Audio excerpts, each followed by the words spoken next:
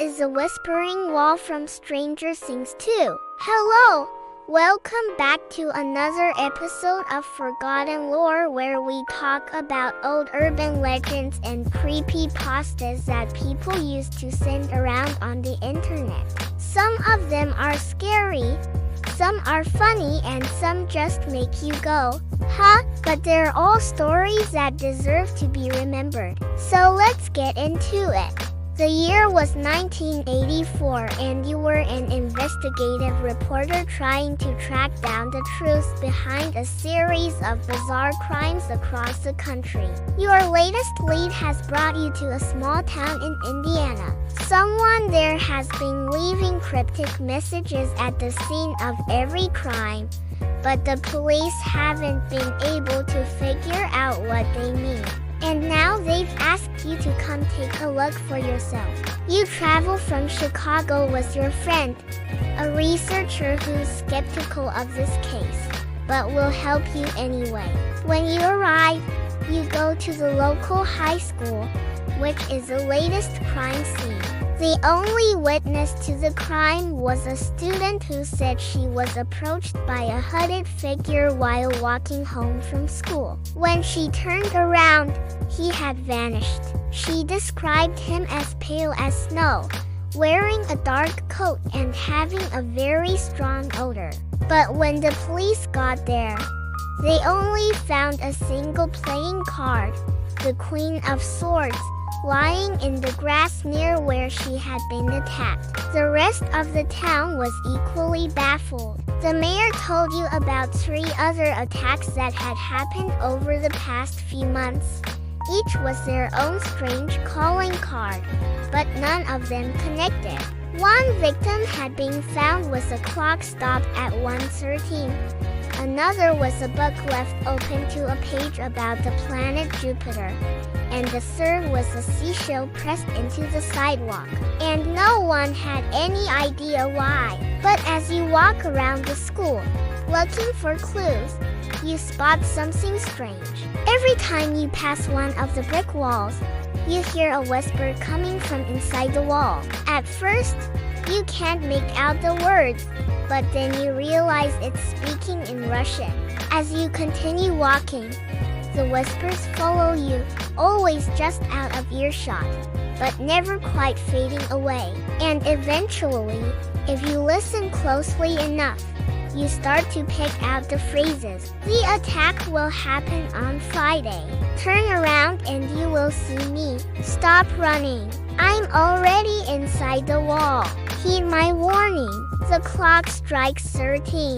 Do you remember the number? Run now. It's too late. And finally, don't trust anyone over 30.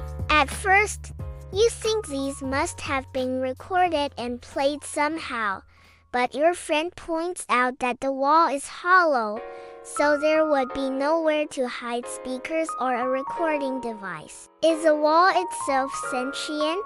Are these warnings directed at you? And will you be the next victim? Now, before we get into the origins of this creepypasta, I want to point out that this story follows a pretty familiar set of beats. And that's because it was actually based off another story called The Vanishing Hitchhiker. That's a classic urban legend that goes back decades, if not centuries. In that story, a driver picks up a hitchhiker on a deserted road, usually after hearing the sound of footsteps behind their car, but when they turn around to acknowledge their new passenger, they find that there wasn't anyone there at all. Then throughout the rest of the ride, they can hear the hitchhiker settling into the seat beside them, moving around, even talking to them, but they never respond. And eventually, when the driver drops them off, they realize that they still aren't there either. So here, the author takes this basic premise and runs with it. They use the same sort of mystery and suspense and build upon it, adding more and more details until the story spirals into something surreal and terrifying. The story also plays into the general fear of the unknown. There's something eerie about things that seem to come from nowhere and disappear just as quickly. And in this case, the added sense of foreboding makes the story even creepier. The Whisper Wall seems to be aware of everything that goes on. It sees everything and it's telling you exactly what will happen. So you have no choice but to listen. I thought this was a really fun story, but the part I enjoyed the most was actually the ending, which deviates a little bit from the original story because in the original version, there isn't really an ending. It's more of a cautionary tale. But here, towards the end, you and your friend reach the main gate of the school and decide to walk through it together. But your friend insists on going first. As they do, they hear the whispering wall say, "Stop," but they ignore it and step through the gates just as the bell rings for the end of the school day. Then as they walk away, they see a crowd of students waiting to get out. All of them pale and gaunt and all of them wearing dark coats. One of them is carrying a seashell, another is clutching a clock, and one boy has a book tucked under his arm.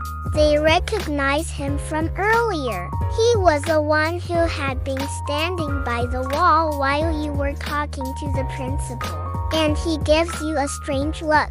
You feel a sudden chill down your spine and you try to convince yourself that it is just nerves, but you can't shake the feeling that something's wrong. As you continue walking, you see a figure in the distance and you recognize the tall, thin frame and the dark, pointed hat. He turns around and you catch a glimpse of his face. His skin is as white as snow and his eyes burn red. And then he disappears into the crowd. You grab the collar of your jacket, trying to calm your breathing. Why did that man recognize you? Is he the one leaving the mysterious messages? And what does the whispering wall know that you don't? Now, this story was posted anonymously to Reddit in 2011 and it's since gained a lot of attention. It's been discussed in multiple subreddits and has even inspired its own spin-off stories. Now, it's easy to understand why this story would appeal to readers. It's full of mystery and suspense, and it leaves you with more questions than answers. What is the meaning of the messages left at the crime scene? What is the significance of the numbers and symbols? And what is the connection between the victims? These are all questions that keep the reader engaged and guessing until the very end. The ambiguity of the story allows readers to interpret the events in their own way, which can make the story more personal and memorable. The story also taps into our fear of the unknown, which is a universal human emotion. The idea of an evil presence lurking in the shadows, watching our every move and waiting for the perfect moment to strike is both terrifying and fascinating.